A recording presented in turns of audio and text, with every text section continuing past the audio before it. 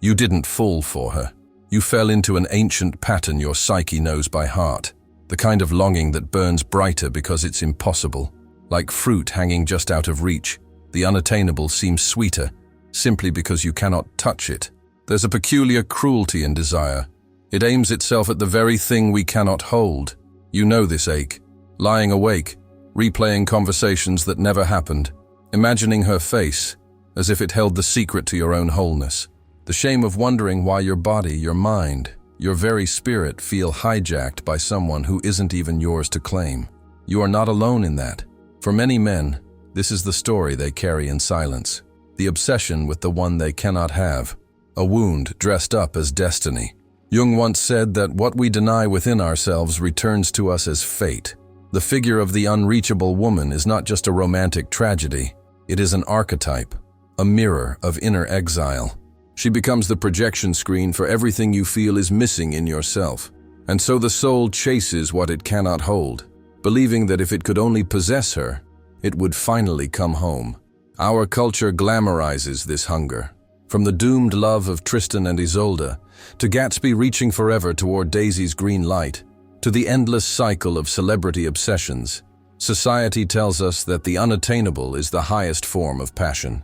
We are trained to see denial as proof of depth, as though the pain itself were evidence of meaning. But behind the glamour is something raw, the fracture between who you consciously believe yourself to be and the shadow you have not yet claimed. The unattainable other exposes the rift between your outer life and your inner exile. She is less a woman, more a mirror you cannot hold.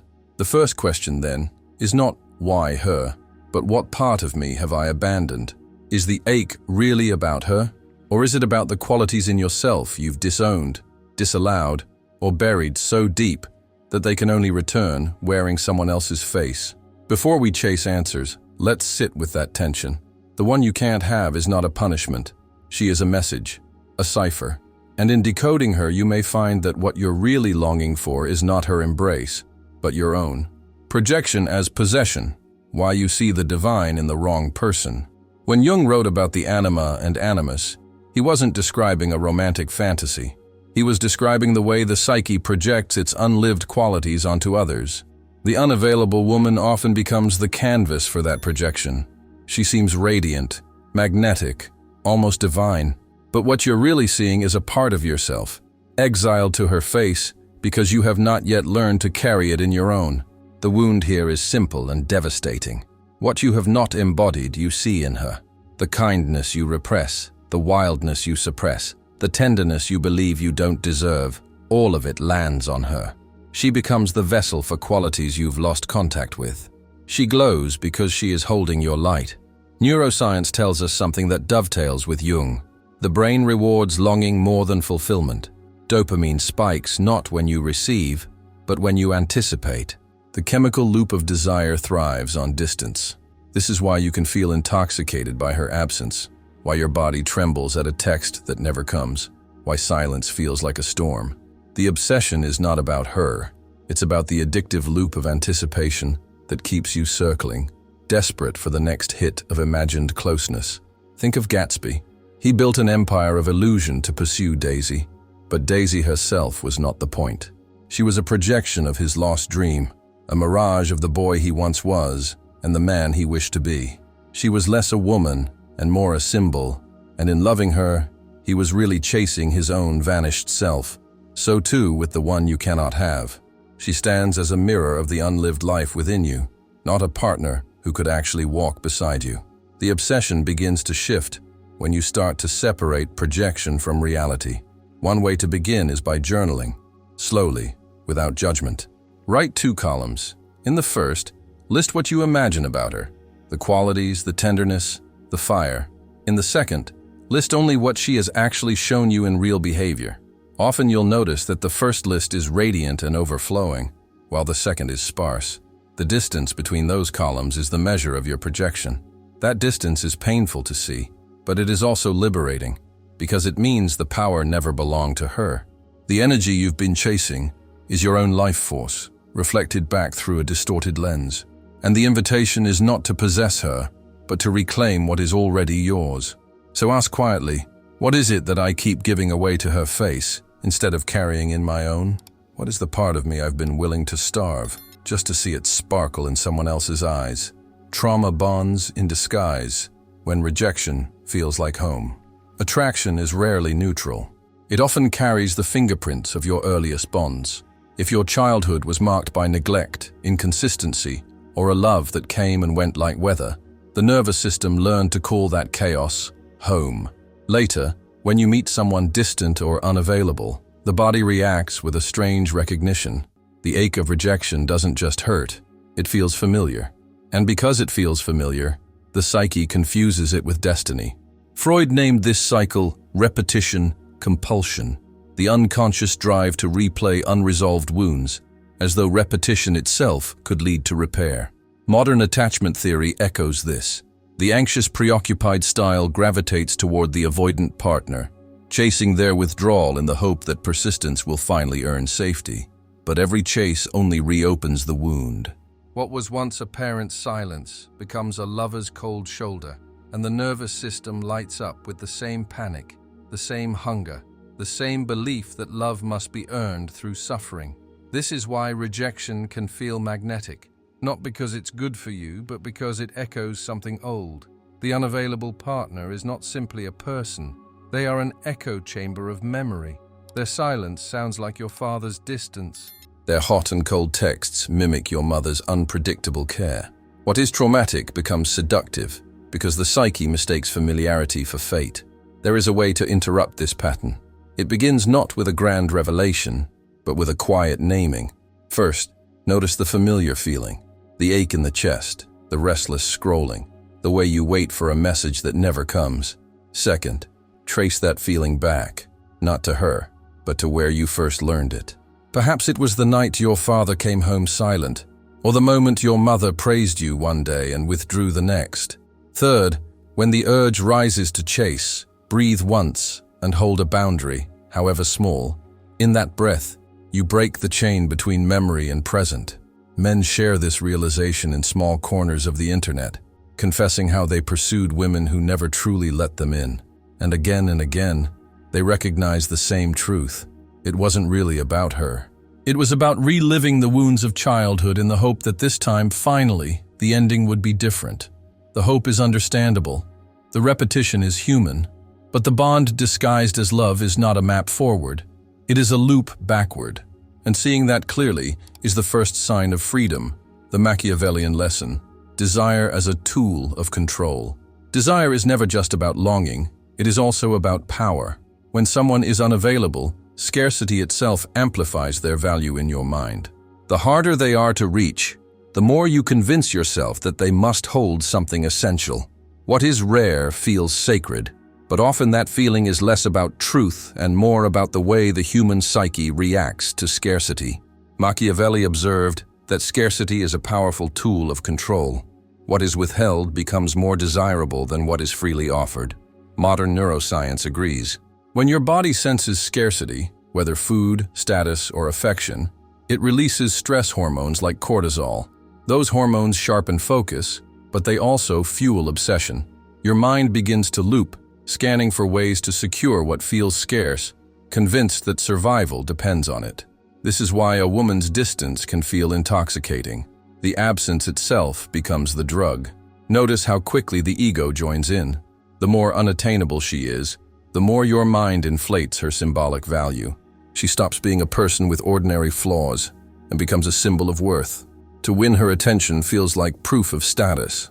To lose it feels like humiliation. In this way, she is transformed into currency. And the tragedy is that in turning her into currency, you reduce both her and yourself. She becomes a prize to be won, and you become a gambler staking everything on the next hand. You can test this dynamic with a simple perspective shift. Try describing her without using status markers, without mentioning beauty, career, social reach, or the validation she seems to carry. When you do, often the image collapses. What remains is less a goddess and more a human being, sometimes barely known at all. The inflation was never about her. It was about what your ego believed she represented. Pop culture feeds this distortion. The trope of hard to get is sold as evidence of desirability, when in truth it is often just a manipulation of scarcity. Films and stories romanticize the chase, teaching men to equate difficulty with destiny. But beneath the glamour, the lesson is stark. What you desire most intensely when it is withheld is often what you would not choose if it were simply given. Desire, when left unexamined, becomes a tool of control, controlling you as much as it seems to elevate her. And the moment you see this, the spell begins to weaken, because you realize the scarcity was never about her value. It was about the way your mind translated absence into worth. And once you know that, you are no longer bound to worship the empty pedestal Nietzsche's warning, when desire masks self-betrayal. Not all longing is what it seems. Sometimes desire is less about love and more about resentment dressed in romantic clothes.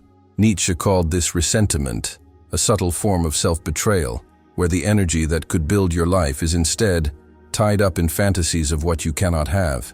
The unattainable woman becomes a convenient stage on which to act out this hidden drama. At first it looks like passion. You imagine her smile, her voice, the alternate life you might live together. But beneath the fantasy is a refusal to face the raw truth of your own freedom with all its weight. Because if she were actually available, the fantasy would dissolve, and you would be left with the hard task of making real choices. By longing for the impossible, you keep yourself suspended in potential, never forced to step into action. Modern psychology echoes Nietzsche's warning. Self-determination theory divides motivation into two streams: autonomy and external validation. Autonomy is the power to act from your own values. Validation is the hunger for approval, status, or recognition. When longing becomes a drug, it leans entirely on validation. She is not loved as a person, but consumed as an image that reassures you of your worth. The fantasy of her is safer than the reality of yourself. Consider the man who spent years quietly fantasizing about a married colleague. He told himself the bond was sacred, that the attraction was fated.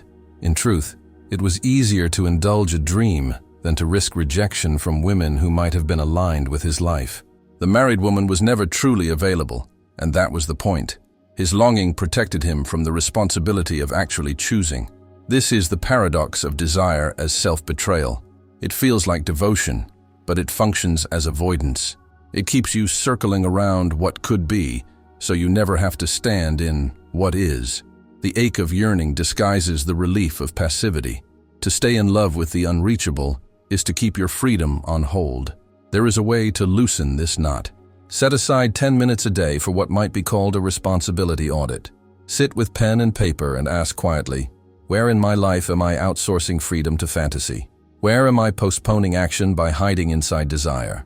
The answers will sting, but they will also reveal where your power has been waiting for you all along. Nietzsche warned that longing can become a mask, and when you take that mask off, you may find that the love you thought was outside was actually a distraction from the life still waiting inside you. The universe's trick, the one you can't have as a turning point. Rejection feels like an ending, but in Jungian terms, it often marks a beginning. What the psyche frames as heartbreak can, in truth, be the self attempting to push you toward individuation. That is Jung's word for becoming whole, the process of integrating what has been split off, denied, or buried. The unavailable woman, in this light, is less a curse and more a threshold. Her absence forces you to confront the parts of yourself that have been exiled. The human brain is built to change most under emotional shock. Neuroplasticity is heightened when the heart is cracked open. This is why the months after heartbreak can feel unbearable, yet they are also fertile. The nervous system, raw and unguarded, is more ready to rewire than at any other time. It is in that space of fracture that growth takes root. The twist here is subtle, but vital. Rejection is not punishment. It is initiation. A threshold moment where the universe seems to conspire against you, but in reality, it is conspiring for you, forcing you to retrieve power you had left outside yourself. What feels like loss is the psyche's way of demanding your return. One way to mark this transition is with ritual, not a ritual of despair, but of release. Write a letter, not to her, but to the version of yourself who believed he needed her to feel whole. Thank him for trying, for longing, for carrying hope in his chest. And then, with clarity, let him go. This is not about erasing love. It is about recognizing that love was carrying you back to yourself all along. Myth offers a mirror here. In the story of Psyche and Eros, love is denied, and through that denial, Psyche undergoes trials that forge her into her true form. The love that was withheld becomes the fire that awakens her. The one you can't have serves the same role. She is not the destination. She is the guidepost pointing you toward the self you have not yet claimed. Seen in this light, the universe's trick is not cruel. It is exact. The unattainable other is a summons, an initiation into a life no longer outsourced to fantasy. Heartbreak becomes a passage into sovereignty. And though the loss feels sharp, what it opens is sharper still. The possibility of becoming whole, the mirror you couldn't hold. Why the unattainable is a map, not a destination. By now, the pattern begins to show itself. The one you cannot have is never simply about romance. She stands at the crossroads of psyche and history, where shadow wounds, unmet needs, and archetypal traps intersect. She is the projection of your anima, the echo of old neglect, the currency of ego, the mask of self-betrayal. And yet, through all of this, she remains a messenger. Her absence is a mirror that reveals what has been disowned in you. She is not the path forward, but the map. The ache points not outward, but inward, to individuation, to the work of becoming whole. Every projection, every repetition, every obsession with scarcity or validation, every fantasy of what could be, is the psyche's way of demanding recognition, demanding integration. And this is where heartbreak turns into initiation. The very loss that feels unbearable is the portal through which individuation unfolds.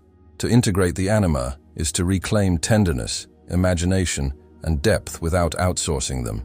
To recognize repetition is to step out of compulsion and into choice.